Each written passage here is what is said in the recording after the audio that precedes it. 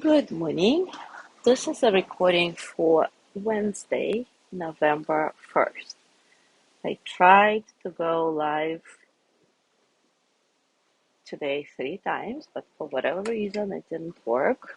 We could only hear the sounds of the waves, but not my voice at all. So go figure. Anyway, I'm glad we have this option of recordings. Anyhow, without further ado, let's jump into our new content. Today, let's talk about how we can rewrite the stories of our hurts to move from being a victim to being a hero. Desmond Tutu tells this powerful story of Ben Bossinger in the book. So I'm going to just read it through it for you, and then we can focus on some important insights from that story. Ben Bossinger had heard a million times that he should forgive his father. He heard it from friends and therapists, from family members and priests.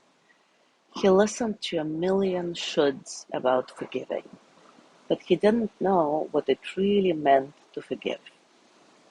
He couldn't fathom how you would actually forgive someone who had tortured you through the entire childhood. He said, "For the first 11 years of my life, all I remember is fear. And not like a fear of falling and getting hurt, or the fear that you feel when you know you are in trouble for something. No, it was life or death fear. Sheer terror every moment. I feared for my life, and for the lives of my brothers and sisters, and for the life of my mother. My father was the angriest, most violent human I have ever known. He didn't simply hit me, he beat me. He humiliated me, he tortured me, and he did the same to my 7 siblings, locking one brother in the car for days as a punishment, for example. And there are many more horrid examples that would make your hair rise. I hated him so much that I could have killed him. I hated him for hating us so much. There was no place to hide and no place to run. There was absolutely no safety. I don't know why it took my mom 25 years to finally take us and leave him. I don't know why nobody protected me. Not the police, not the teachers, not neighbors. I vowed that someday I would make him pay. I grew up angry and violent myself. My brothers were the same. How could we not be? It was, it was what we were raised on, what we were fed and nurtured with. As I got older, I decided that life was about beating others down before they beat me down. I had turned into my own father, and I couldn't forgive him for that as well. This anger, this lack of trust in people affected every relationship I ever had. Eventually, I turned this anger into self-destruction. I didn't have my father beating on me every day, so I beat on myself. I knew I was worthless, and I turned to drugs and alcohol. I picked fights, I lashed out at anyone who ever dared to show me love or affection. So many people told me to forgive my father, but I couldn't see how this could possibly make me happy. I felt that if I forgave him, I would be just one more person letting him off the hook for his behavior. The only way I saw to pay him back was to withhold my love from him. Once I had my daughter and became a father myself, I was even angrier at him for not being the father I needed. and I was angry at him because I blamed him for my own shortcomings as a husband and father. I resented him and I resented myself. And still, people I had learned to trust and rely on for guidance told me that the only way out of my misery was by forgiving my dad. He never said he was sorry for what he did to me, to our family. He never explained why he was so violent or angry. I used to think he was really not human. I used to pretend he didn't exist. Eventually, though, I realized that I was actually carrying him with me everywhere I went, into every intimate relationship, and even into my parenting. I was sick and tired of being sick and tired. The pain of constantly carrying him with me was finally greater than the pain of the beatings I took as a child. Something had to give. I think this realization finally made me turn my motorcycle up his driveway one afternoon. We both really like motorcycles, and in that instant, when we both would bend down, looking at the greasy engine side by side, I suddenly forgave him. I looked at his long gray hair, his wrinkled face, his obvious weakening from hard living and old age. He was human, and he was so flawed. He loved motorcycles just like me, and somewhere in the middle of seeing all that, I simply forgave him. It was like this huge boulder was lifted off my chest, and I could finally breathe again. He didn't ask me to forgive him. He wasn't sorry or remorseful. Still, I forgave. We didn't skip off into the sunset together, though. In fact, years later I saw him again, and he said something to me that felt hurtful and critical. And for a moment, I wondered if forgiveness had worn off. But instead, I realized that I had an expectation that my forgiveness would magically turn him into a nice guy, a different person. And with this expectation,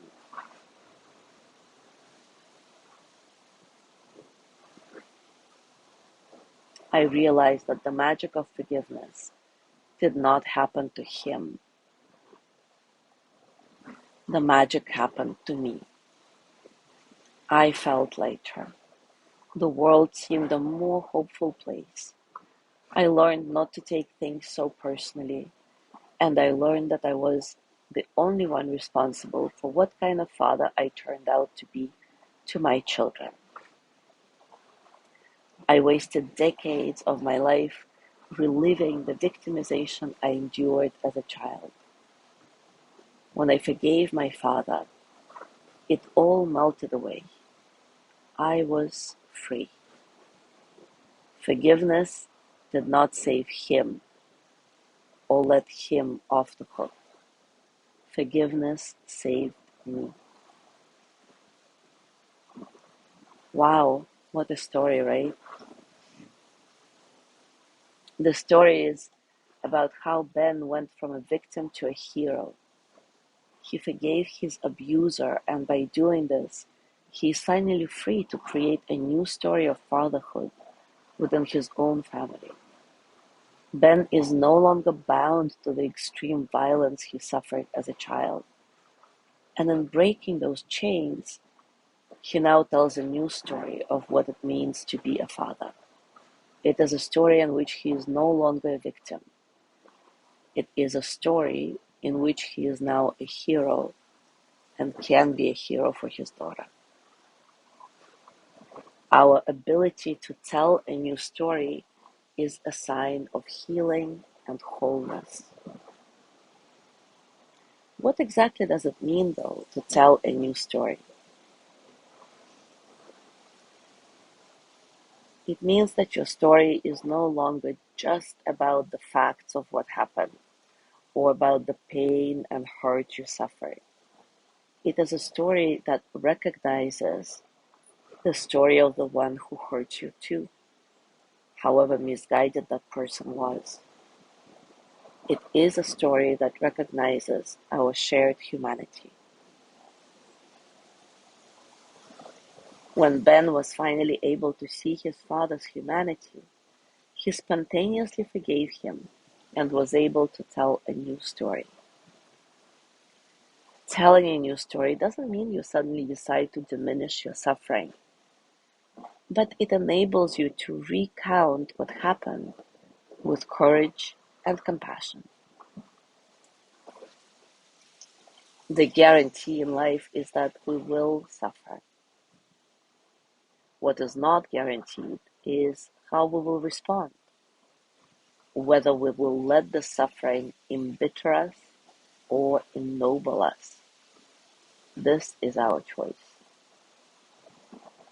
So, how do we allow our suffering to ennoble us?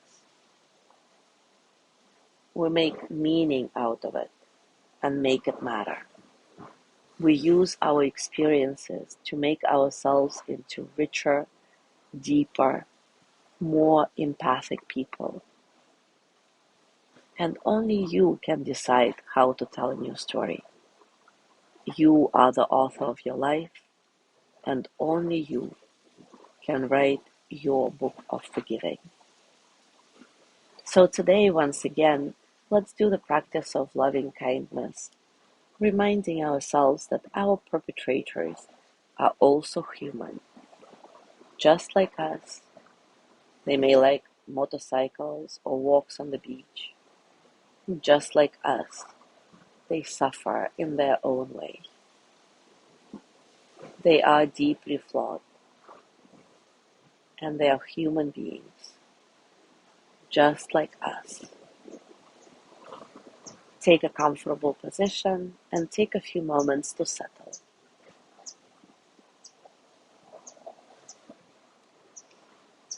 Settle into your body, into your heart, your mind. Settle into this moment, right here, right now.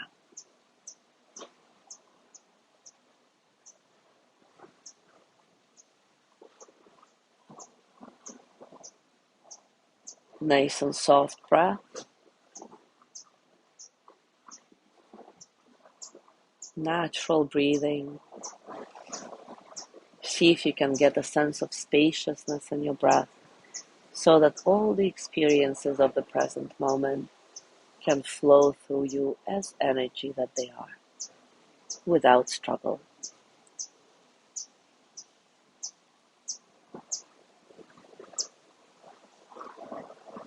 Now bring up an emotion that makes you feel good. Can be love or kindness or joy, compassion or gratitude, or maybe all of these together. Allow this emotion to radiate out from inside your heart and into the world around you.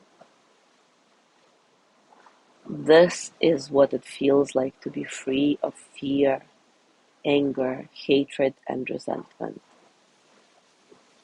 This place of peace lives within you always and belongs to you. You can step into this place whenever you wish. It is yours, and no one can take it from you.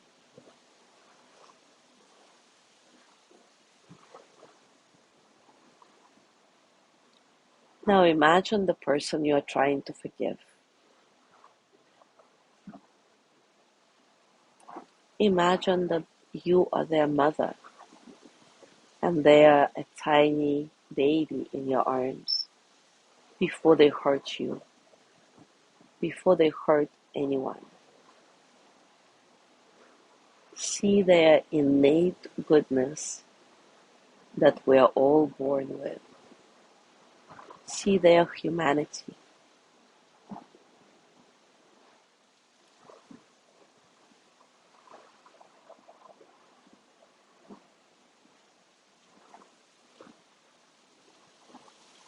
Now imagining them as a little baby, can you bless them and wish them well?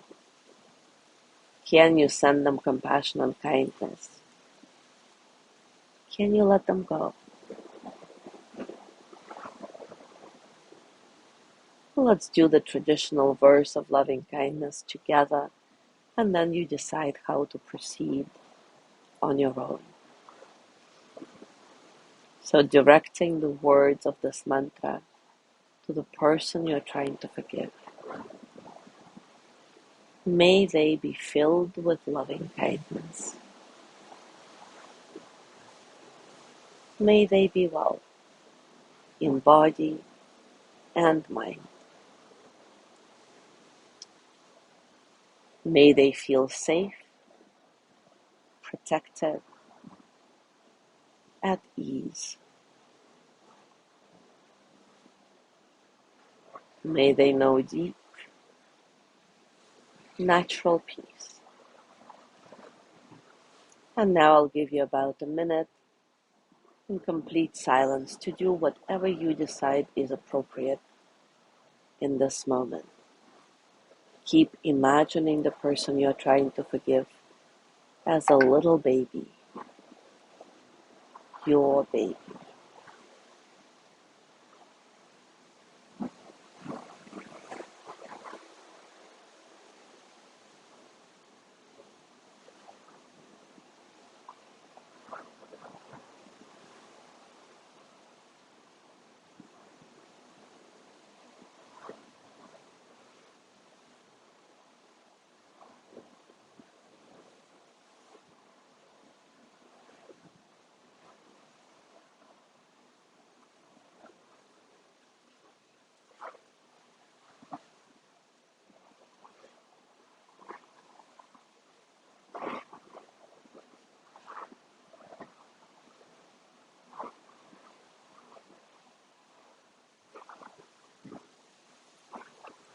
Now place your hands on your heart and thank yourself for this deep, powerful work that you've just done.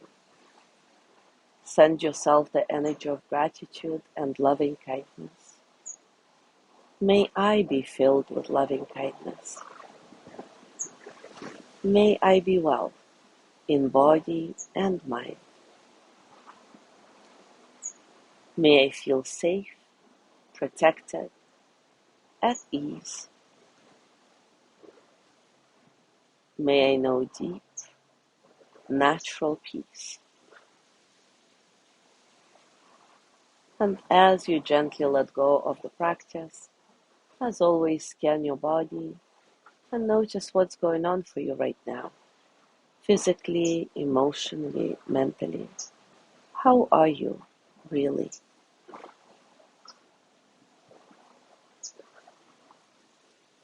As you go through your day today, I invite you to contemplate this harsh truth. The guarantee in life is that we will suffer.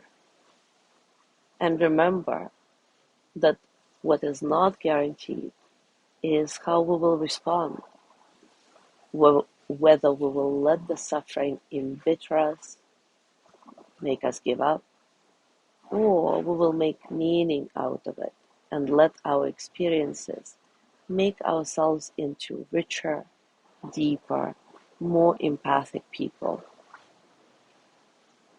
Do you usually allow suffering to embitter or ennoble you? If the latter, can you join or reflect on a story that shows how forgiveness helped you become a better version of yourself?